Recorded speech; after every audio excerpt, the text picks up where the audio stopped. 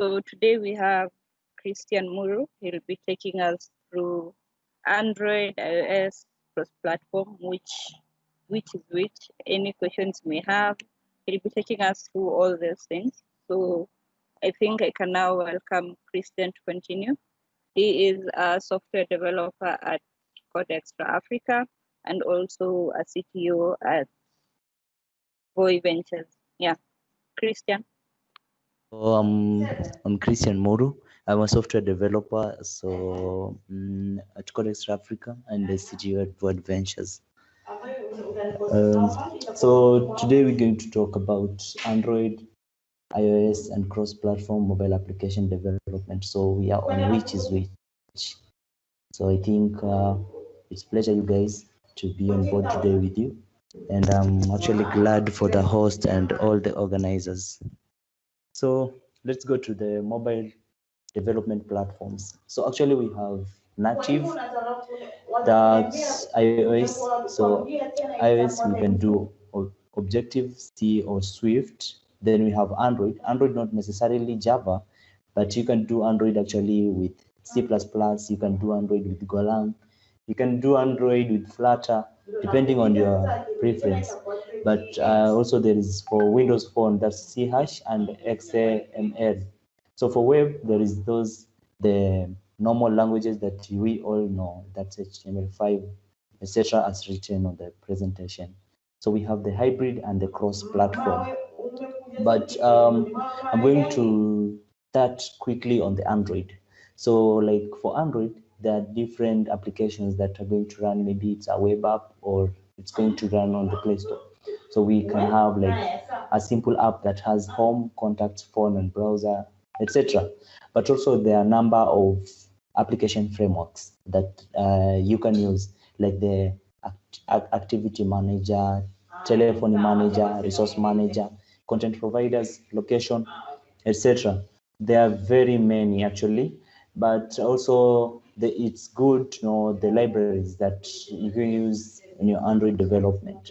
So we have the Surface Manager, the free type SSL, SGL, Open.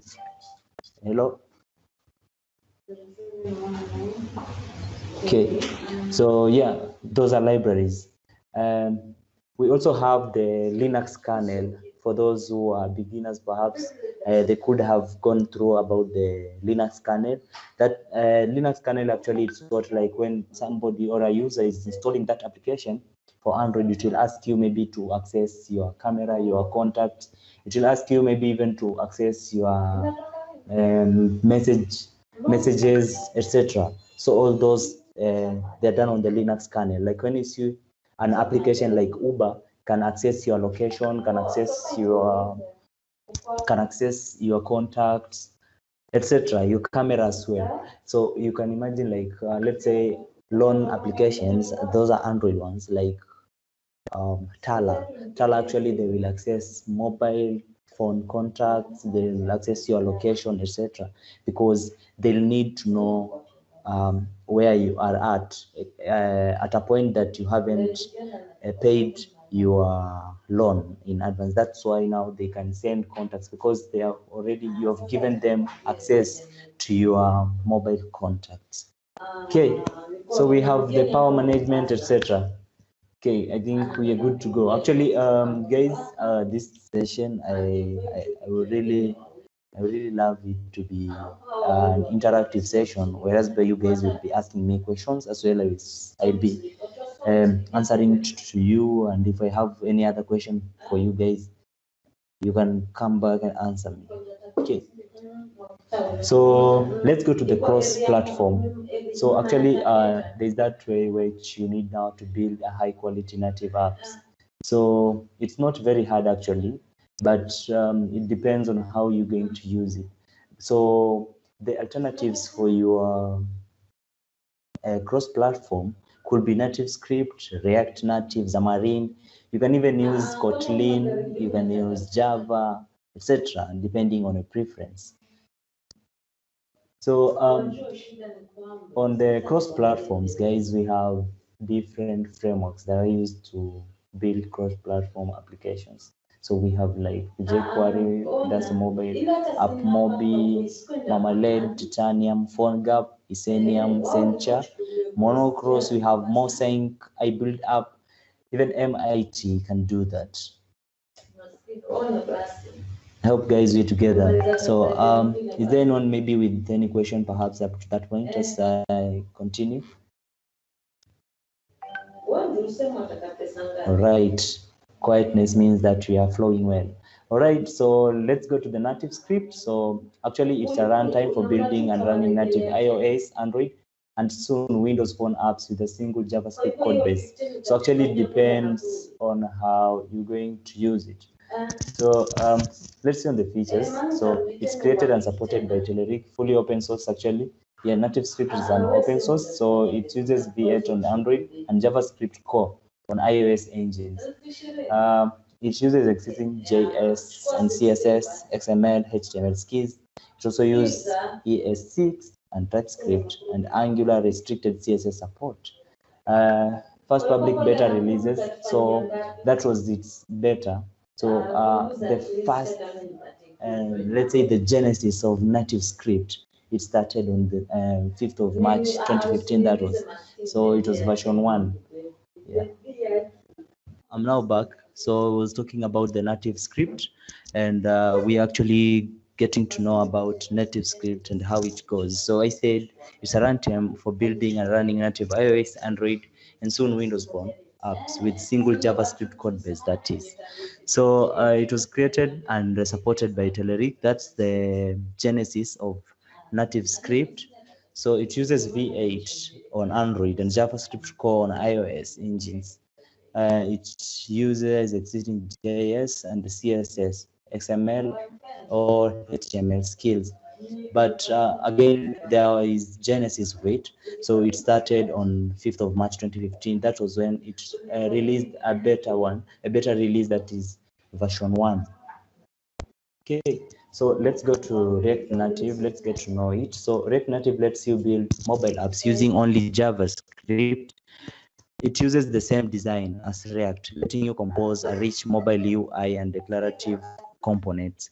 So this is the point, whereas by it actually gives you an interactive interface, whereas by maybe a user can interact with it very well and quickly without any contradictions in between it.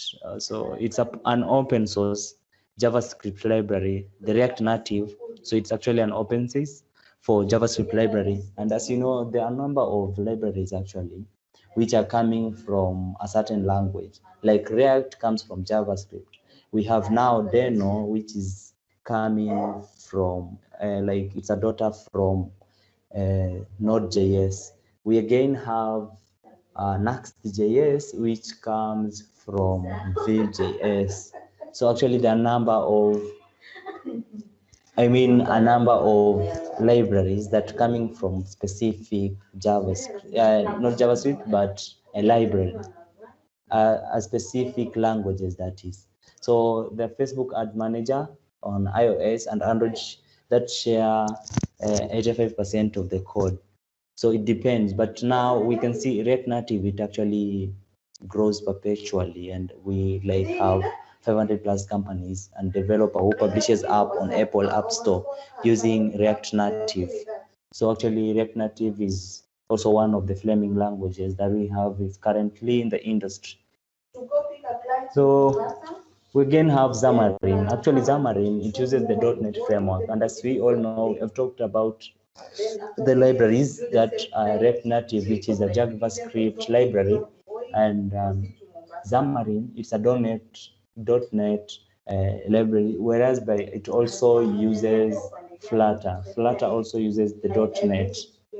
So say Xamarin brings open source, the .NET, to mobile development, enabling every developer to build truly native apps for any device in C# and F#. So F#, that's Flutter. I hope you get me, guys. Is there anyone with any question?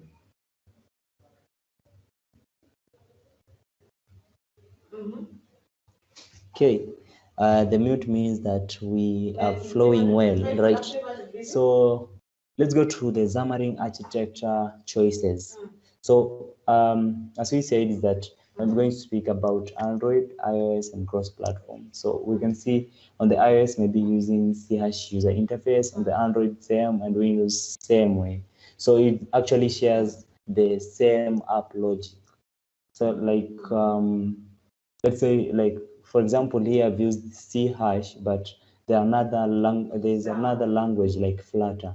Flutter actually it has text user interface, and actually it uses the .NET framework as well, and it can work on both Android and iOS. And actually, after you guys have learned Java on Android, you'll find it more easy you'll find it more easy when you learn Flutter, because Flutter actually it got a lot of frameworks, and it's very quick and without a lot of codes. So actually when you use Flutter and you install maybe the Golang and coroutines, it will be very quick for you guys. But again, there are those who love using Kotlin and Java only for Android, especially the beginners. They normally flow from Kotlin and Java, which is okay, right? But also we have the Xamarin Forms. So they also use shared app logic as well. But Xamarin iOS and Xamarin Android, they have like 60 to 80% code reuse. So like it's like, let's say you have used Xamarin on your Android. When you're moving to iOS app development, you will definitely not add some tons of codes, but you will only add like 20% of the Xamarin codes to fit you in the iOS app development. I hope guys you get me. Actually, I wrote the recommended, so it's actually recommended for sophisticated UX app. That's user experienced app. Is there anyone asking question? Okay.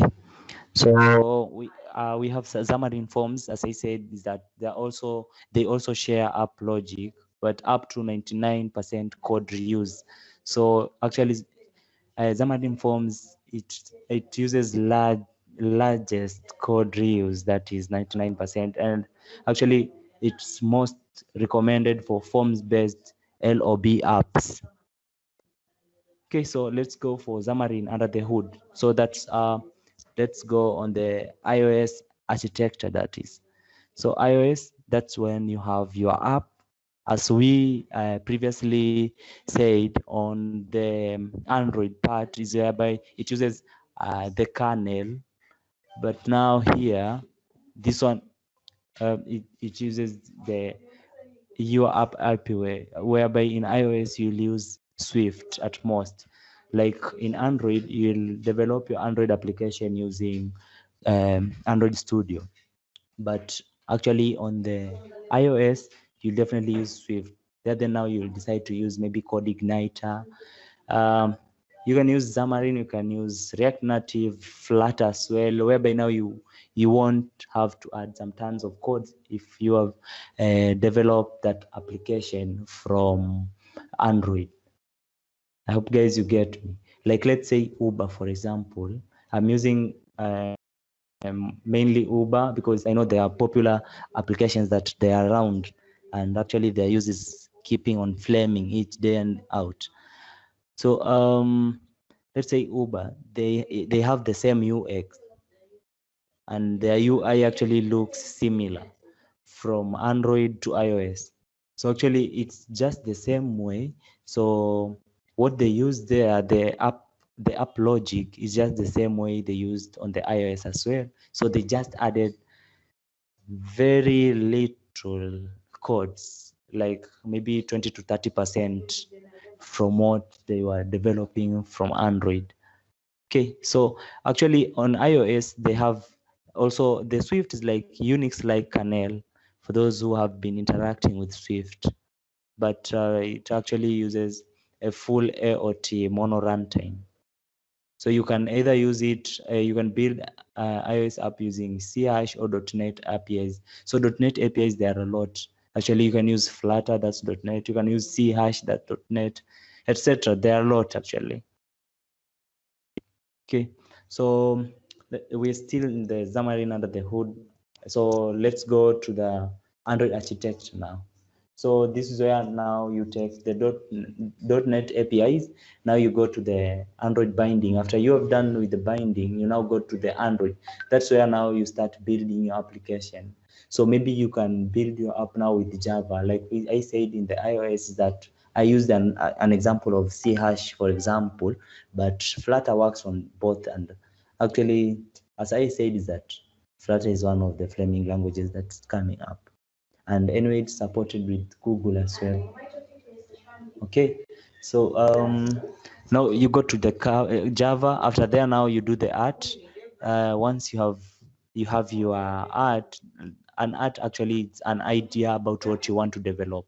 Like maybe you are developing an application that will be used to sell motor vehicles, etc. But again, now you go to the ACW. Now those are the procedures or the journey towards Android application using Xamarin actually. So from MCW you go to ACW, then Mono, and all of them they use Linux kernel. So as I said, is that Linux kernel is what gives the users permissions. So the user, before installing your application, it will ask him or her some permissions, perhaps like to access phone camera, messages, phone contacts, etc., etc. Yeah, that's it. So let's do a quick comparison. I actually decided to do this comparison because it's quite good actually and very logic in debugging your application now. Yeah. So I just used native script, React Native, and Xamarin. All of these, they're actually the .NET frameworks, but also Flutter is a .NET framework. So let's go like debugging on Emulator. So native script, you can debug it on Emulator. React Native, yes, you can debug it on the Emulator. Xamarin, of course, yes. Native script, you can debug it on device. You can debug it on React Native again. Native script, sorry, you can debug it on the device. React Native, you can debug it on the device as well. Xamarin, you can debug it on the device. But also there is this remote debugging, like for native script. Yeah, you can do its debugging remotely using the link that I just sent there. So you just debug it from there. React Native as well, you can debug it. That's a sample there from Facebook. And also Xamarin, you can't. So Xamarin, you can't do a remote debugging for it. Let's go to live reload now. When you want to reload your application, let's say now.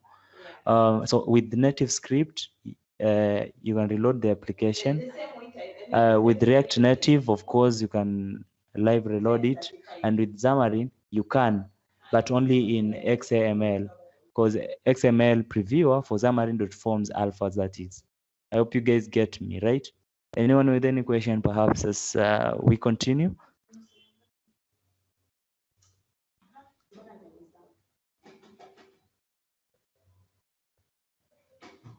Okay, I'm happy, guys. I hope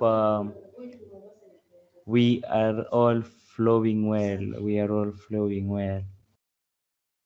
No questions. Okay, let me get done. Then I'll be getting back to the questions. Okay. So let's go now to the comparison about the features now, because now we are done with the comparison on the debugging. That is Android, iOS, and cross-platform. So we are now going to compare the features. So like native script on the iOS version support, iOS 7 that is, but actually now we are even on the iOS 10, which is the latest release that is. So iOS 7 or greater and Xcode version greater than 6. On the React Native, it does on the iOS 8.0 plus, and then Xamarin it does on iOS 6.1 or higher. We also have native script, which on the main Android version support, it does on the 17 version 4.2. Also on the React Native, it does on the Android on the version 4.1 plus. That is an API 16. Also, we can go to Xamarin, which it does on the Android 4.0.3. That's API 15 or higher. Again, we have native script that is on Windows Phone support. So native script, that time it was not yet, but now they were actually working towards having it working on the Android phone. React Native official note, Microsoft community supported, but Xamarin, it's a yes. Native script, so let's say the features that it supports, like camera sensors, touch ID, iris, etc. So it does on the camera, location, and plugins. React Native, it does on the camera, location, and plugins as well. And Xamarin does camera, location, and some Xamarin plugins. Actually, there are several, there are a number of them. So let's go to the native map support. On the mapping now, like, I don't know, but I keep repeating about Uber because it uses maps as well. So I think it's a good epitome for our case. Yeah, so Uber, it actually uses a native maps. That's when you get a driver gets to know your location, and then he comes to pick you up, right? So React Native, of course, it's a yes. It has some native map, and Xamarin, of course, it's a yes. I hope you guys understand me. Okay. Comparison now on the deployment. So we have done comparison on the debugging, comparison on the features, and now we're going to the comparison on the deployment. So we have the native script. We are still comparing native script, React Native, and Xamarin. So native script, that's for Android, React Native, for iOS, Xamarin for cross-platform. So automated test, yes, it does some automated test. You can check some samples on those links, that https docs.nativeScript.org/tooling/testing. So we have some automated tests that Appium. You can get it at https://github.com/nativescript. We have React Native. Yes, it does the automated test. On the link below as well, you can find it there. Xamarin as well, it does. But native script on the deployment without market, it doesn't. React Native, it does. Xamarin, it doesn't as well. Native script on the easy deployment and continuous integration, that is, you keep on integrating some more features, etc. So of course it does. So all of them, native script, React Native, and Xamarin, they allow you to do some extra more deployments. Like let's say now you have deployed your application, you want to update it from version 1. That maybe you are the beta version, now you have started it, and you want now to take it to version 2, etc. As you going already maybe 1.1, etc. The way you might prefer it. Okay, then we have the package size, that's APK. That's maybe 21.8 megabytes on Android and bundled with Webpack. We have an IPA with 39.9 MBs. That's on iPhone and bundled with Webpack APK. So it's they actually keep on fluctuating. So we have also APK on React Native. We have APK 8.47 on Android and IPA 7.5 MB on iPhone. So that's how they keep on interchanging. And as I said, is that while you coded, maybe you have programmed your Android application, and now you're going to iOS, maybe Android, you would have used 60% of your code. Now you'll only have to add some 20% of the 60% so that you program it to be an iOS application as well, with the same features, the same UI, and just the same ads, etc. Okay, so Xamarin in APK, 16 MBs on Android and up 46.4 MBs on iOS. That's it. This is actually an error here. So I'm sorry, guys. I think I'm coming to my conclusion. So I'm Christian Muru. Those are my contacts. That's my email. I have a number of mails, guys, but you can use any. Else you can WhatsApp me or call me at that contact. If you need me to share more, I also share more resources from Pluralsight. Anyway, I mentor the Google Africa Developer Scholarship 2020 learners, so I have those resources as well. And also, I created some more resources from Pluralsight recently, where I keep on sharing them, especially on the CodeXtra WhatsApp platform for Kenya, that is. Thank you very much, guys, and stay in touch. I'm ready to listen from you. I think I've taken 35 minutes. For the next 25 or maybe 10, let me get to hear from you guys. From Mombasa to Salt Lake, it's 200. Then I did. Thank you so much. Yes. Thank you so much, Christian. Mombasa, 200 kilometers. That's 590. I have a question. Yes, please. Since this is like an introductory session on all the different apps, so do you have maybe any resources, or how did you even start into into mobile development? Do you have like any plan someone can be able to follow? Okay, yeah, of course. So I have like tons of resources from Pluralsight for mobile web specialists, Android app, and jQuery and React. For iOS as well, I got them for Swift. So actually, I prefer Pluralsight. Pluralsight have some very nice resources for you guys to learn. Yeah, actually Pluralsight can do better, but also you can learn, like, let's say now you want to learn Flutter, you can type developers.google.com. so you just search that, https www.developers.google.com.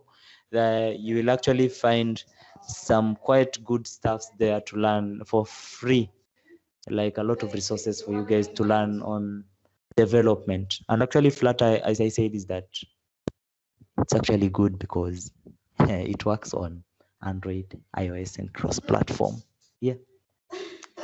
Any other question, please?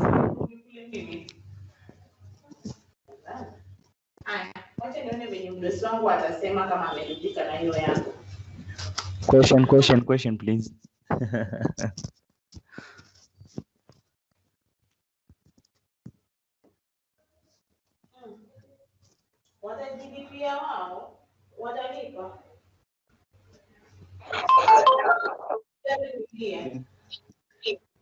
Can you hear me? We hear you, man. Kindly, while asking your question, please tell me your name. Okay. I'm Collins, and I have a question. How did you get to specify? Because like most of the languages you speak, what makes you choose the platform you're in now?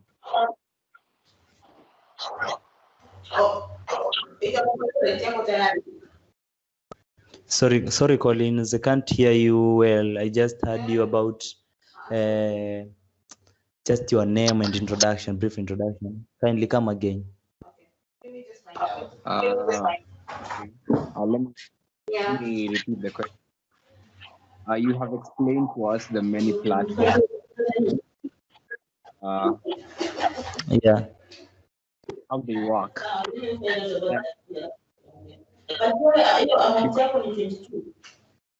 Many platforms available. what made you you're doing right now? What made you what made you do what you're doing now? You specified to study language. What made you choose it? The rest. Okay.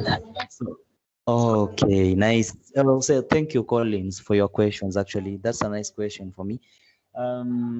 Actually, guys, learning is actually a continuous process, and I simply started from the very common and regular used language, HTML, CSS for web, that dusty language which people use it, and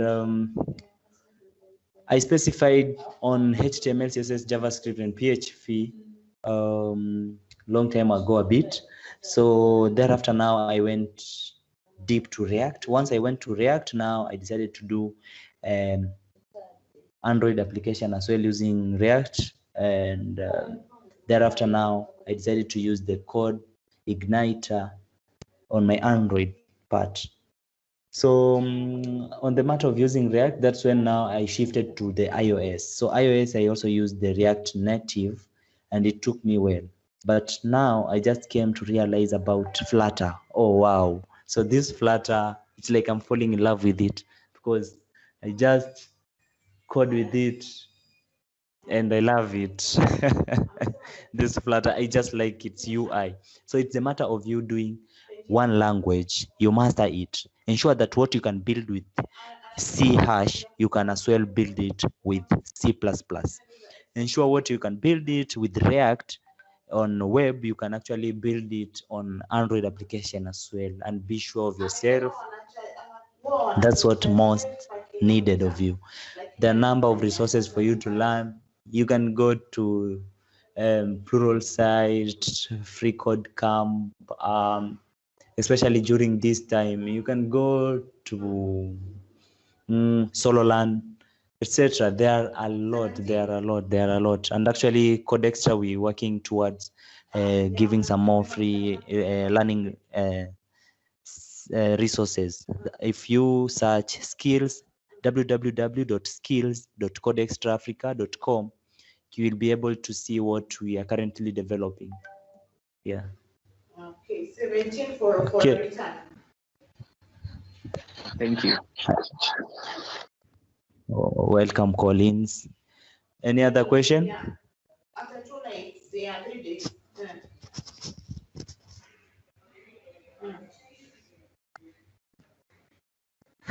Oh.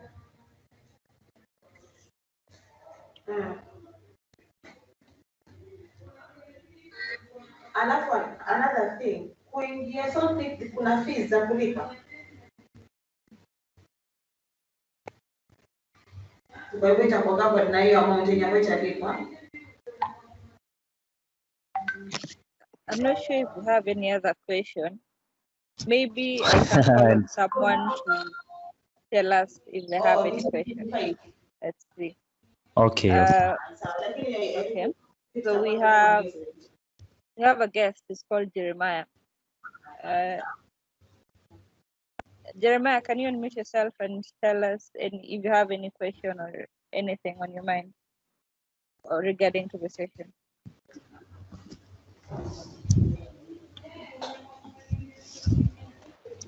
Thank you. I'm Jeremiah. What I can say there is that and I will to ask Christian.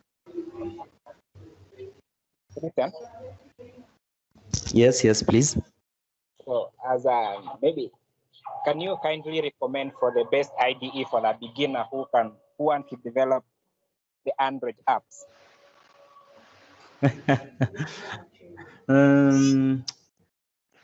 Hey, I don't feel like recommending for you guys, but you can use any idea as long as it meets your, let's say, your specification. So it actually depends. It's the matter of you while you are developing your app.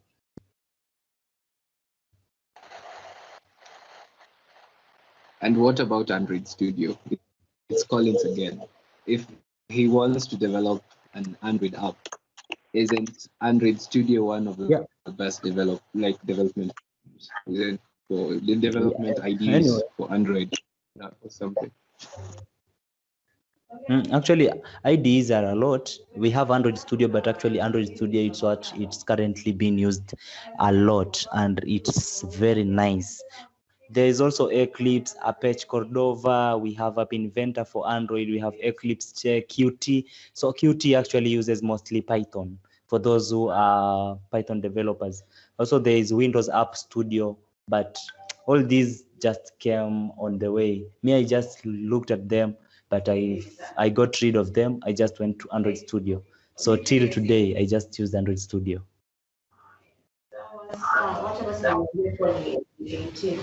Is it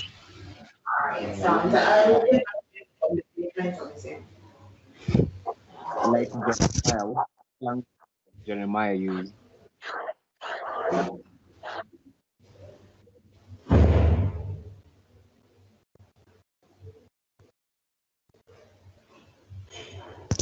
Hello? Jeremiah, what language? Oh, I think Collins is asking Jeremiah, what language do you use, Jeremiah? I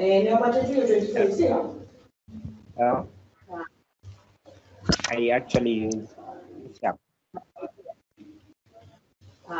and little bit of Java. Pardon? Next week. What are the election? Okay, if you're using Java, I can recommend for you Android Studio. Android Studio can be of great help for you, especially on your IDE. Yeah, it's actually the best IDE for that.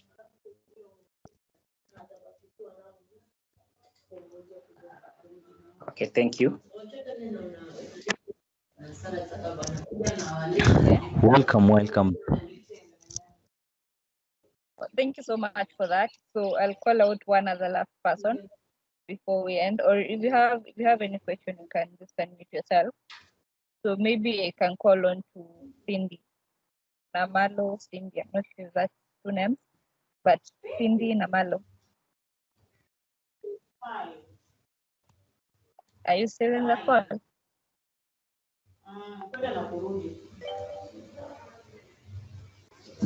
Okay.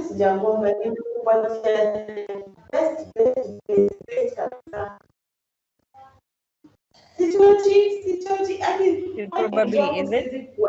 So maybe we can wrap it from there.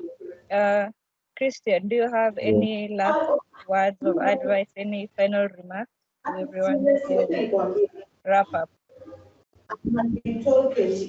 Okay, so actually, guys, what I can say or an advice to any developer currently is that you guys learn how to stick on one language. Don't just come hear about a new language. Like now there's Amber. A lot of languages just are popping up. Deno.js. So like guys are just popping up as well. Rush to those new languages. No, just stick to one language. Just stick to one language. Get to know it very well. Don't mix up languages so that you become self-sufficient with one language first, then you go to another one. That's my advice to all developers. And cheers, guys. Thanks for coming.